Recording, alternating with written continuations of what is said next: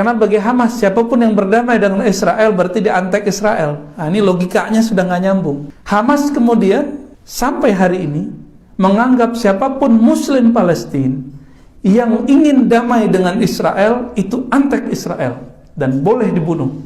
Ya Allah. Ini sebuah fitnah yang sangat keji dan memalukan keluar dari mulut seorang tokoh agama yang banyak didengar suaranya. Assalamualaikum warahmatullahi wabarakatuh. Alhamdulillah wassalatu wassalamu ala rasulillah. Teman-teman, apa kabar semuanya? Kembali lagi bersama saya Muhammad Hussein di Gaza, Palestina. Dalam konten kali ini saya ingin merespon video di situ sosok Buya Rozi. Saya nggak kenal siapa beliau, tapi kalau saya lihat di medsos itu namanya doktor tuh Buya Rozi Hashim. Jadi saya jujur kaget mendengar beberapa statement yang terlontar dari mulut seorang dokter ini ketika membahas tentang Palestina. Dan saya lihat postingannya itu, konten itu sudah ditonton 328.000. Banyak juga itu. Itu baru di YouTube ya. Wallahu alam kalau ada di media sosial lainnya, di Facebook, Instagram. Dan saya sangat kasihan dengan beliau sebetulnya ketika mendengar pernyataan beliau yang kontroversi, tapi jelas sekali tidak berdasarkan data dan fakta. Dan saya lebih kasihan lagi dengan para audiensnya yang polos, yang tidak paham Palestina, kemudian mendengar pernyataan seputar Palestina dari seorang sosok yang mereka anggap ini adalah kredibel untuk membicarakan Palestina. Ini adalah seorang ulama, seorang buya yang nggak mungkin salah omongannya dan sebagainya. Masya Allah, berat tanggung jawabannya buat beliau kalau beliau tidak mengklarifikasi pernyataan beliau ini. Dan ini sudah tersebar luas di media sosial, teman-teman. Dan ini tuduhan yang nggak sederhana, ini tuduhan yang nggak simpel ini.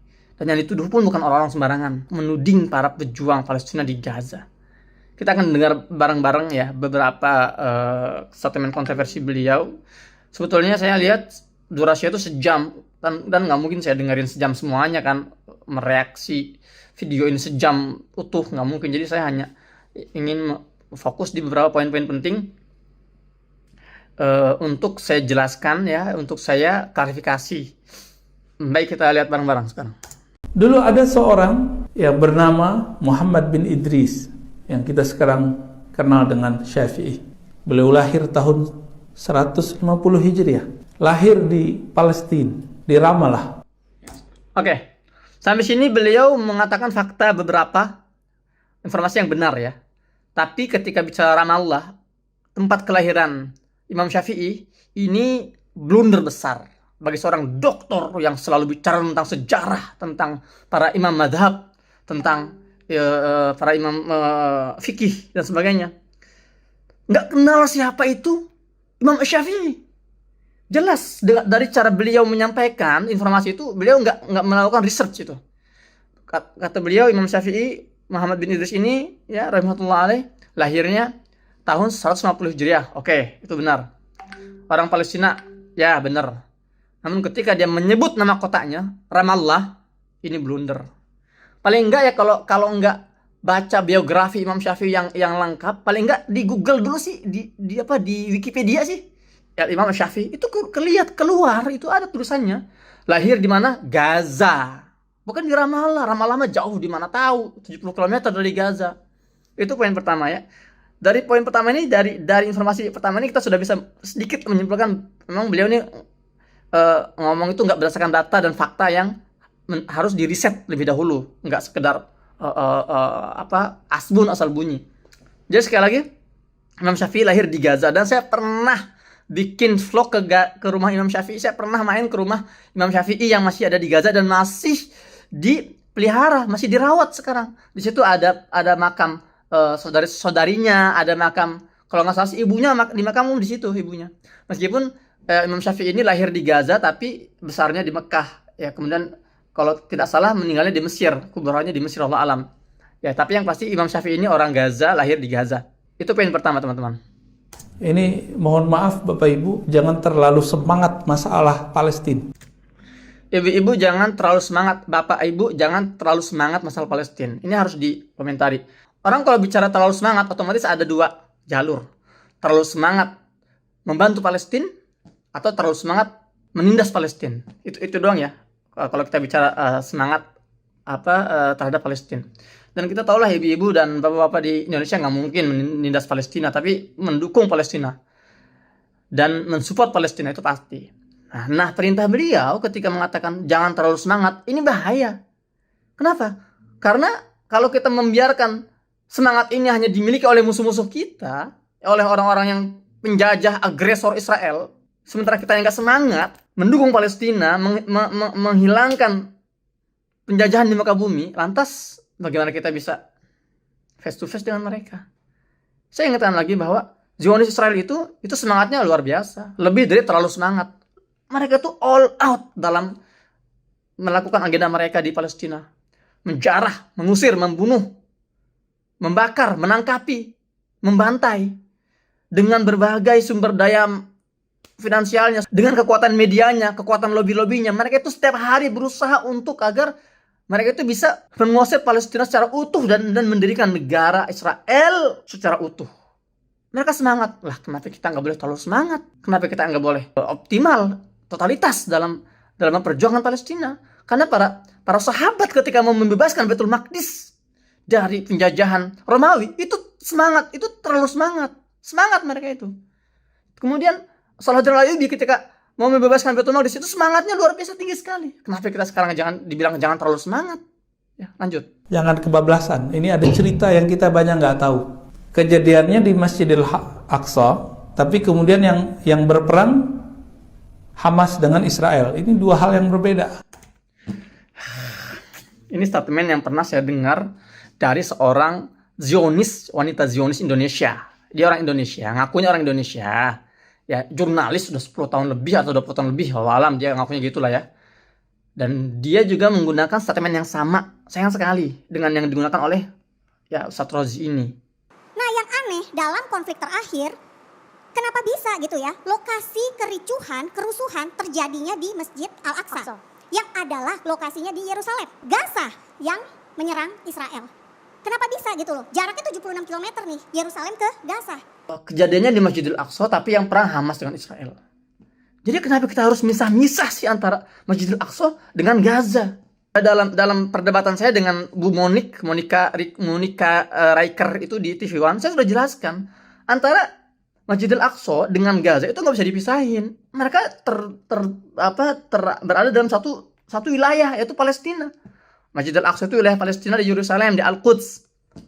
Gaza itu wilayah Palestina di wilayah di bagian selatannya.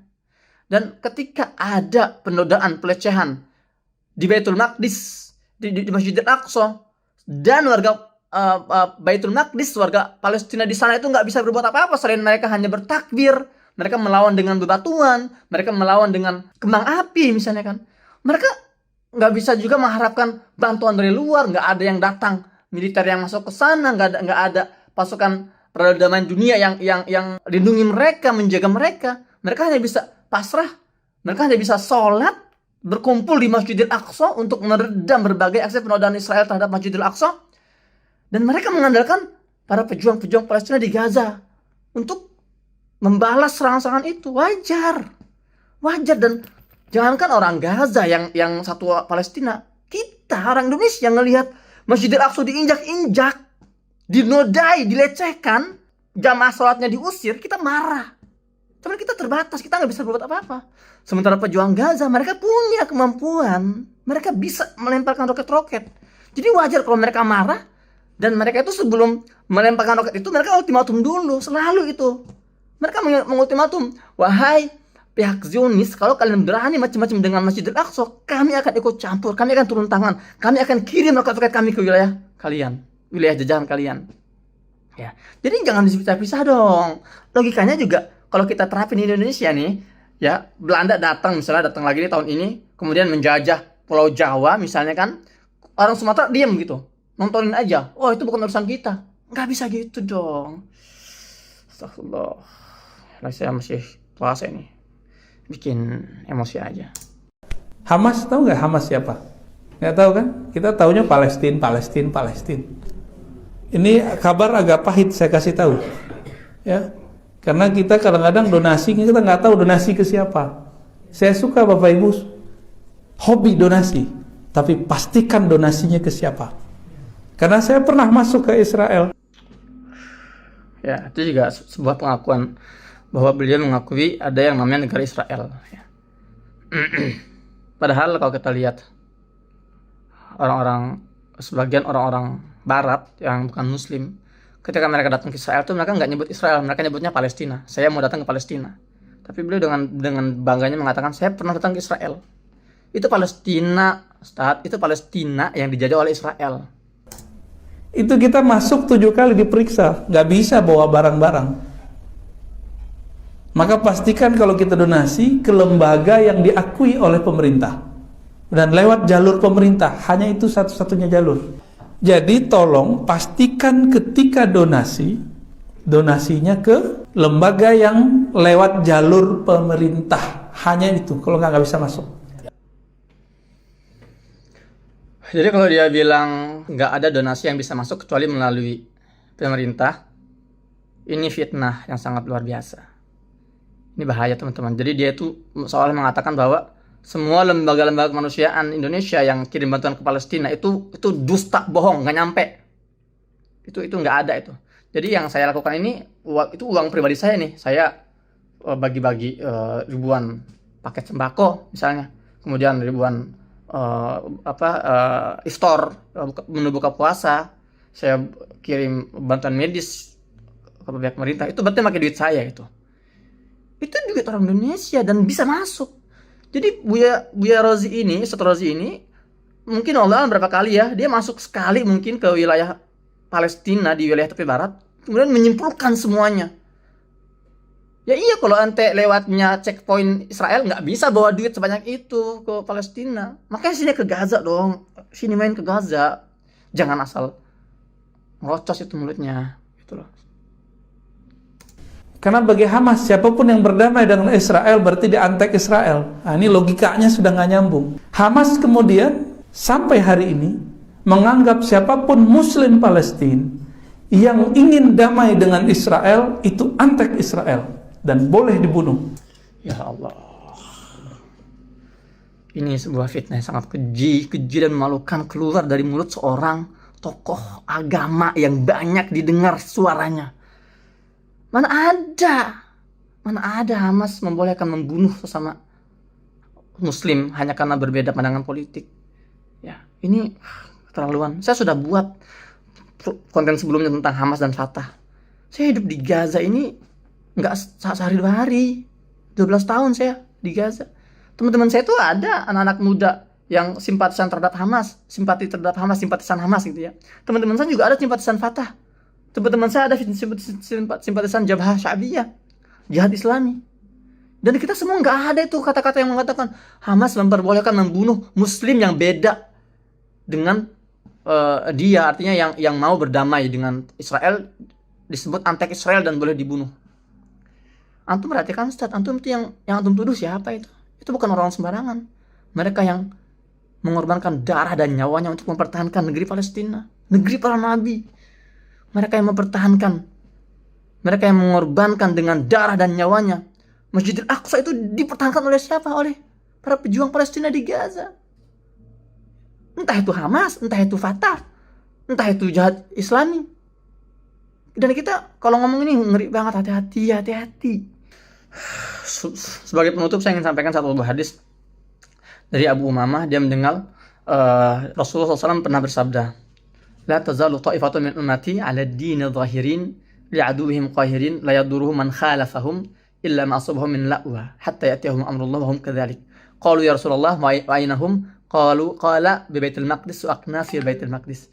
Kata Nabi SAW, akan ada satu golongan kecil taifah dari umatku yang senantiasa berjuang tampil dalam kebenaran dan selalu menggetarkan, berhasil memukul mundur musuh-musuhnya. Dan mereka akan dilecehkan, akan direndahkan, akan difitnah. Tapi itu nggak berdampak pada semangat mereka. Nah, dan mereka tetap dalam kondisi seperti itu, dalam kondisi tampil dalam kebenaran, kemudian tidak tunduk dengan musuh-musuh mereka. Mereka konsisten, istiqomah sampai mereka meninggal. Nah, para sahabat bertanya, ya Rasulullah, mereka di mana? Apa jawabannya? Hum bi Baitul Maqdis wa aknaf Baitul Maqdis. Mereka itu orang-orang di sekitar Baitul Maqdis, di Baitul Maqdis dan sekitar Baitul Maqdis. Ya. Kalau para ulama hari ini menyebut para pejuang-pejuang Gaza inilah, mereka inilah yang dimaksud oleh hadis Nabi itu. Mereka yang dimaksud dalam hadis Taifah Mansurah itu. Orang-orang Baitul Maqdis di Yerusalem dan sekitar Baitul Maqdis, yaitu orang-orang Palestina di Gaza dan sekitarnya. Kok orang-orang seperti ini dituduh dengan tuduhan fitnah yang keji seperti ini? Dibilang ini teroris, ini membolehkan membunuh sesama muslim. Ya, pesan saya kepada Ustaz Buya Rozi, antum orang yang berilmu, antum sudah doktor, ya, antum pahamlah bagaimana idza ja'akum fasiqun binaba'in fatabayyanu.